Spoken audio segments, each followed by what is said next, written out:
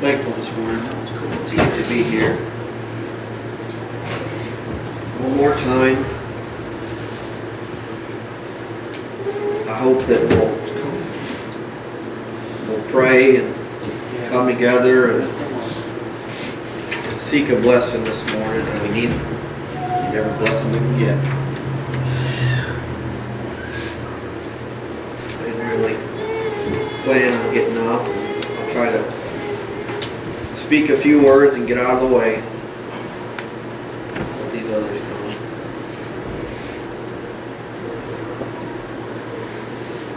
But you know, I'll probably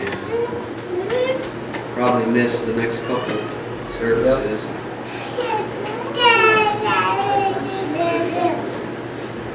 I don't know if they have regular Baptist churches in Poland. Probably not. But you know, the good thing is that you don't need to come out to a church to feel the Spirit of God. You need the Spirit of God. Church can't make the Spirit of God come to you.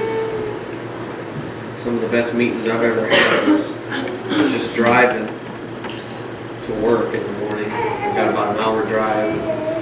I've got kind of a routine now to where I'll try to pray for a little while and then try to sing a song or two in the mornings. And unfortunately, I haven't gotten much better at singing. But you know, it helps me through the day. Just trying to serve God. I find that even if, no matter how poorly I sing a song, or no matter if I can only get a few words of prayer,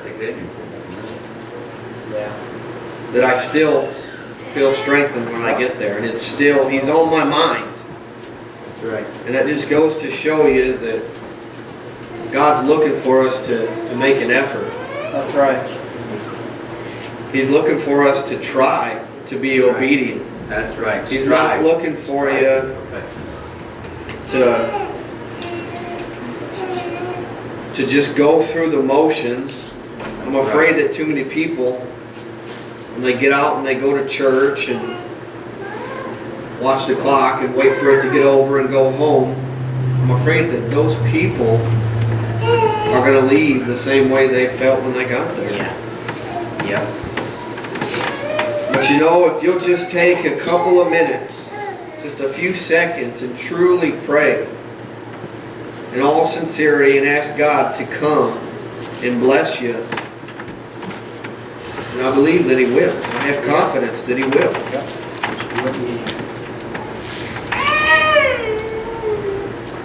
And you know, it's kind of like when you pray. When I was young and I was seeking the Lord, I would pray for Him to just make everything better, to make it easier on me. And what I found is, like, if you were to pray for strength or to pray for patience or any manner of things, I'm afraid it's not going to be like flipping a light switch and now all of a sudden you're strong. Well, what I've found in my life and my experience is that God will give you the opportunity to be strong. God will give you the opportunity to show patience or to serve Him or to stand apart from the world.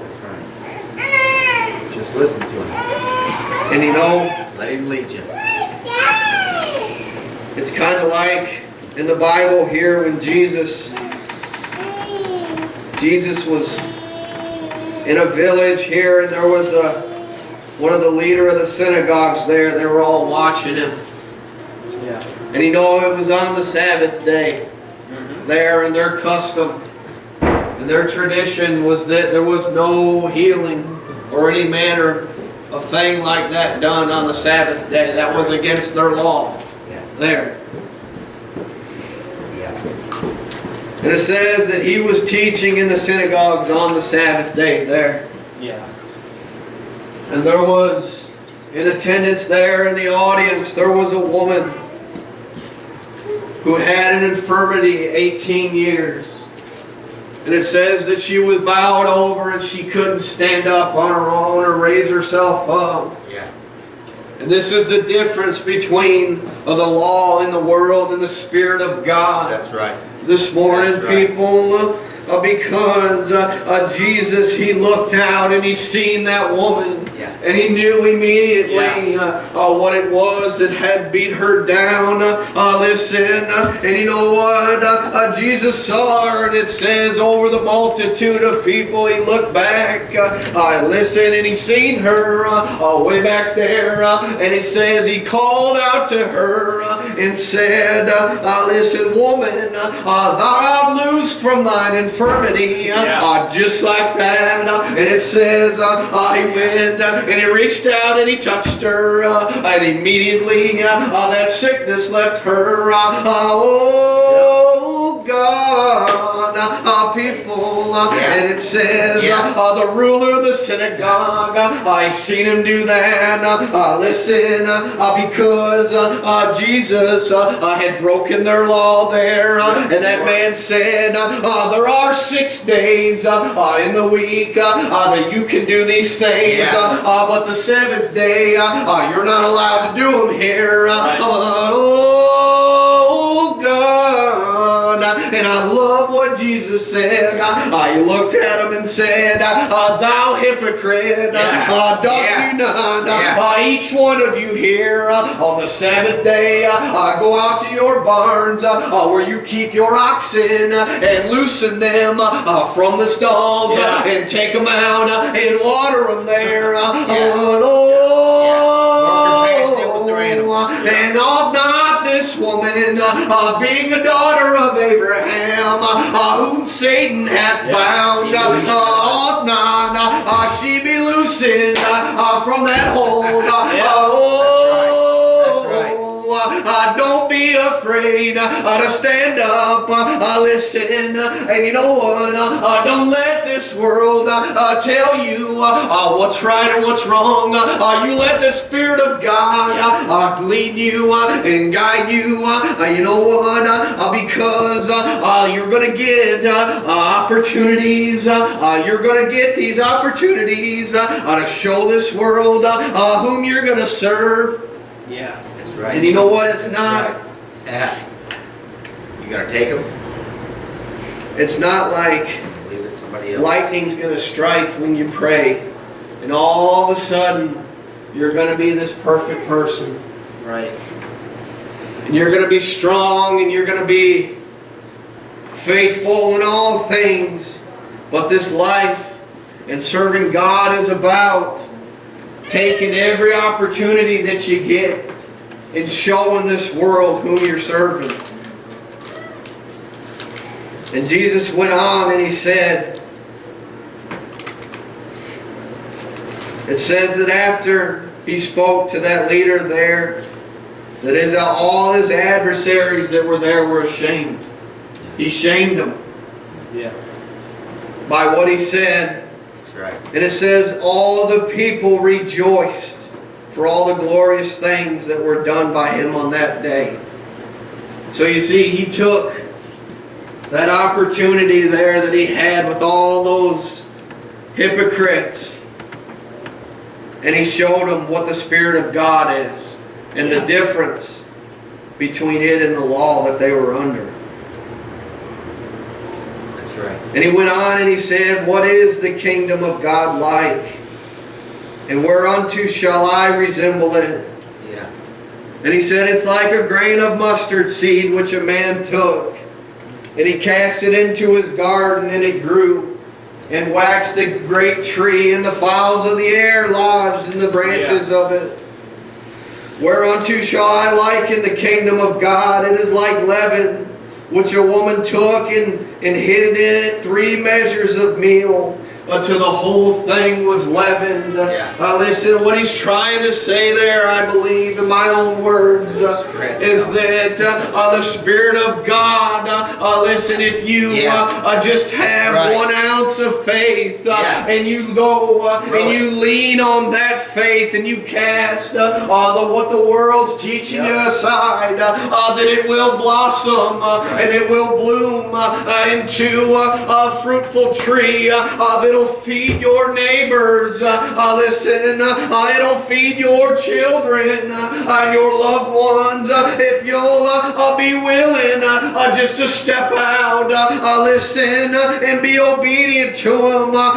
Get you the song. It's like that woman, listen, you have heard me tell, that woman that lost her baby, listen, they're at work, and they come and got me, and said, you know what, you need to go and talk to her there, because she's awful down, listen, and I didn't know what to expect, Dad, just trying to comfort her, listen, and they came and got me, listen, and I went back in the plant there, and she was just kind of hunkered down and crying, and I put my hand on her and said, sis, I'm sorry, listen, and you know what, she looked at me and said, will you pray for me? And I said, yeah, I'll pray for you. I said, we'll put your name on the prayer list at church, but you know what, there was something that was compelling her to seek out the touch of my Lord. Listen, and she said, no, I'll need you to pray for me right now. Listen, and you know what, Dad, that struck me a little bit. Listen, and we got down right there on that shop floor, people, and I just held prayer the only way I know how to. That's right.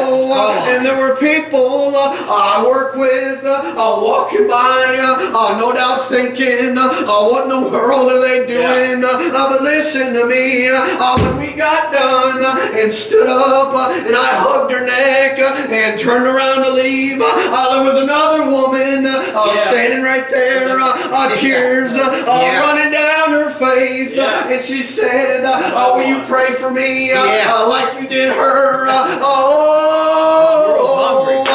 This world is hungry, seeking something, but I'm afraid for that comfort. I'm afraid most of the world don't even know what they're seeking. They're trying to fill it with all manner of things. I fill that void. But you know what? What I found when I was young and trying to do the same thing, that no matter how much noise that I would try to create, to fill that void, when I would go home and lay down at night, it would always return. That's right. That's right. I would always find myself Couldn't get away from it. trying to bury my head in my pillow, trying to make it stop. But you know, when I was finally broken down and couldn't go any further, and I called out to the Lord with all sincerity and from the bottom of my heart for Him to come in and take it away, I've never felt that same void. That's right. Because He filled it. He filled it with His love and His Spirit.